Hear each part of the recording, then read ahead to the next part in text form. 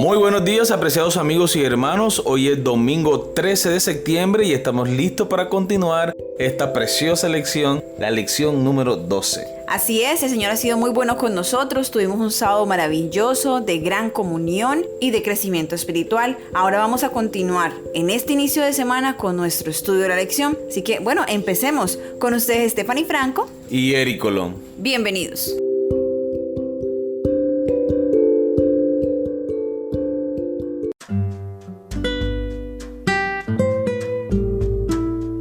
El mensaje de la verdad presente de Pedro, el título de la lección para el día de hoy. A lo largo de la historia de la salvación, Dios ha enviado regularmente un mensaje especial a través de la palabra profética con la intención de preparar a las personas. Dios nunca es tomado por sorpresa, como está en Isaías 46, versículos 9 y 10. Él prepara a su pueblo para el futuro, enviando profetas para revelar su mensaje antes de que caiga el juicio, como está en Amós capítulo 3, versículo 7. En los días previos al diluvio, Dios envió un mensaje al mundo a través de Noé. En Egipto, Dios levantó a José a fin de que se preparara para la hambruna durante los 7 años de abundancia. Los profetas judíos advirtieron a los líderes israelitas de la inminente destrucción de Jerusalén por parte de los babilonios. El mensaje de arrepentimiento de Juan el Bautista preparó a una nación para la primera venida de Jesús. Seguimos con la pregunta de la lección. Lee 2 de Pedro capítulo 1 versículo 12. ¿Qué expresión usa Pedro para describir el mensaje de Dios a su generación? 2 de Pedro capítulo 1 versículo 12. Por esto yo no dejaré de recordaros siempre estas cosas, aunque vosotros las sepáis y estéis confirmados en la verdad presente. Muy bien, recordemos la pregunta.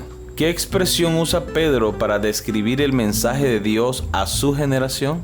Muy bien, evidentemente, según vemos en el versículo, la expresión que utiliza Pedro es la verdad presente, que justamente se trata de ese mensaje que es para ese momento, para lo que están viviendo las personas.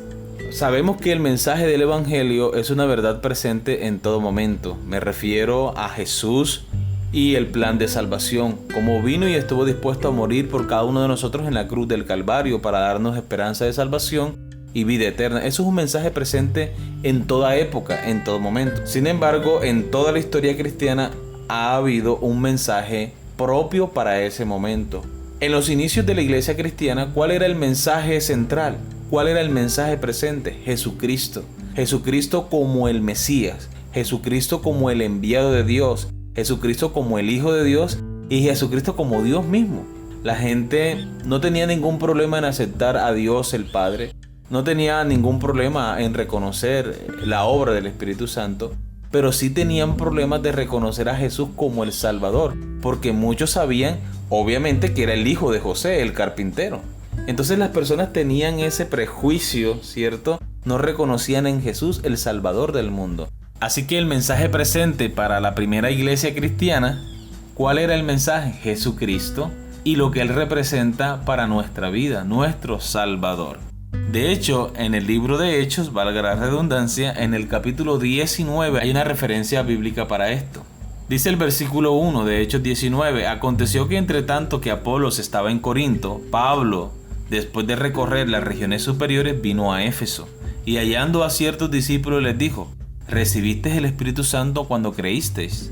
Y ellos dijeron, ni siquiera hemos oído si hay Espíritu Santo. Entonces dijo Pablo, ¿en qué fuisteis bautizados? Ellos dijeron, en el bautismo de Juan. Dijo Pablo, Juan bautizó con bautismo de arrepentimiento, diciendo al pueblo que creyesen en aquel que vendría después de él, esto es, en Jesús el Cristo. Cuando oyeron esto, fueron bautizados en el nombre del Señor Jesús.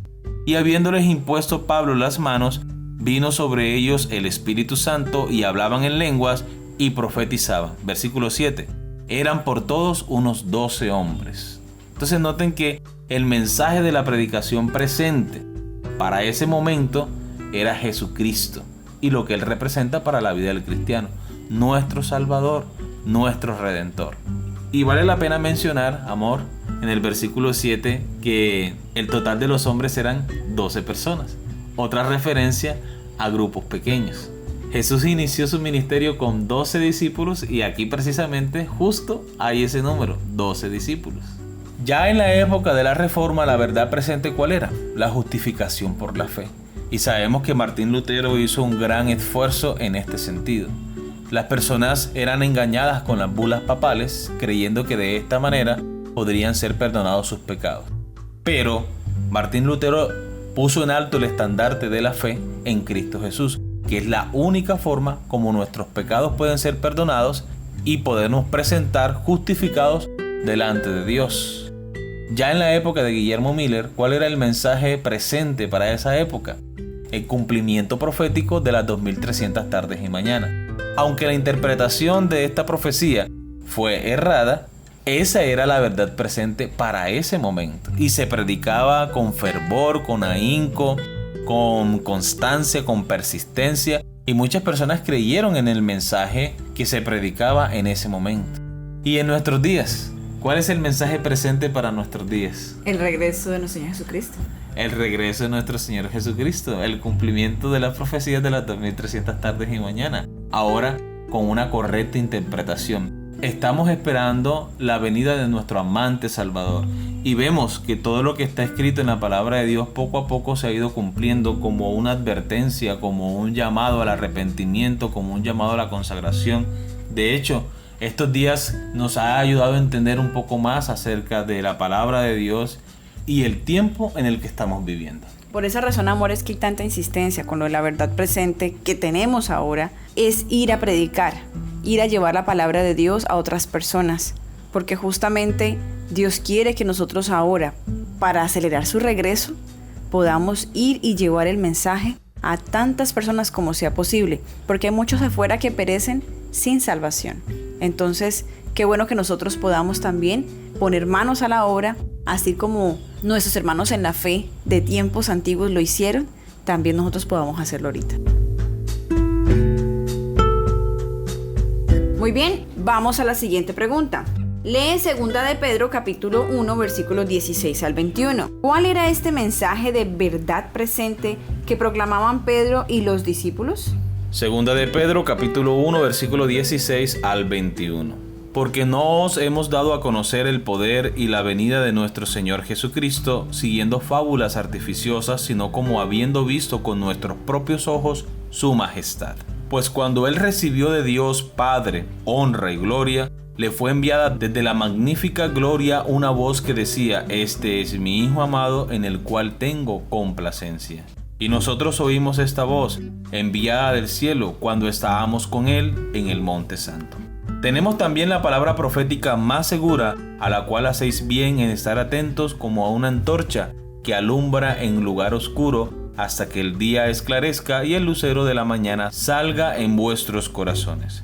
Entendiendo primero esto, que ninguna profecía de la Escritura es de interpretación privada, porque nunca la profecía fue traída por voluntad humana, sino que los santos hombres de Dios hablaron siendo inspirados por el Espíritu Santo. Muy bien, recordemos la pregunta. ¿Cuál era este mensaje de verdad presente que proclamaban Pedro y los discípulos? Como decíamos hace un momento, la verdad presente es Jesucristo. Jesucristo como Dios. Jesucristo como el Redentor del mundo. Y las personas debían aceptarlo para ser salvos. Porque en ningún otro hay salvación, porque no hay otro nombre bajo el cielo dado a los hombres en que podamos ser salvos. Hechos 4:12. Amén. Muy bien, continuamos con la lectura. El mensaje de significado eterno para el primer siglo fue que Cristo había venido. El amor del Padre se reveló a través del sacrificio de Cristo en la cruz. Aunque la paga del pecado es muerte, a través de Cristo la vida eterna ha sido asegurada para todos. Es decisión nuestra si por fe la recibiremos. Este mensaje de salvación en Jesús nunca estará desactualizado. Es la verdad presente para cada generación. El último libro de la Biblia, Apocalipsis, presenta a Jesús y su salvación eterna en el contexto de los últimos tiempos, a fin de preparar a un pueblo para su pronto regreso. Expone la falsedad de la tradición humana y la religiosidad egocéntrica. Desde el principio hasta el final, Apocalipsis revela a Jesús y su obra en favor de la humanidad. Jesús es el verdadero testigo del carácter de su Padre. Él es el soberano de los reyes de la tierra. Él es el que nos amó y nos lavó de nuestros pecados con su sangre y nos hizo reyes y sacerdotes para Dios, su Padre. El Apocalipsis se trata de Jesús y su mensaje del tiempo del fin, con el propósito de preparar a su pueblo para su pronto regreso. Muy bien, amigos y hermanos, hemos llegado a la pregunta final de la lección. Cuando piensas en el libro de Apocalipsis, ¿qué te viene a la mente? ¿Tus pensamientos son más sobre las bestias figurativas y los símbolos proféticos que sobre Jesús? ¿Por qué crees que Jesús nos dio las profecías en Apocalipsis? ¿Cómo revelan sus planes amorosos para la humanidad? Bueno, amor, como lo mencioné en una lección pasada, antes, cuando yo veía el nombre Apocalipsis en el libro, yo me imaginaba el final del tiempo, el final del mundo, destrucción, muerte y cosas terribles. Sí, porque nosotros mismos hemos asociado la palabra Apocalipsis con fin del mundo. Y de hecho, las películas que saca Hollywood acerca de la misma palabra tienen esa misma connotación. Exacto, Hollywood lo vende de esa manera. Y justamente eso era lo que yo tenía en mi mente. Y como lo mencionaba en aquella ocasión, yo ni siquiera me atreví a leerlo. Sentía que no lo iba a entender, que era muy complicado. Entonces yo trataba de hacerlo a un lado. Leía el resto de la Biblia, pero Apocalipsis como que solamente cuando en un sermón lo llevaban a uno a leer allá, pero de resto no.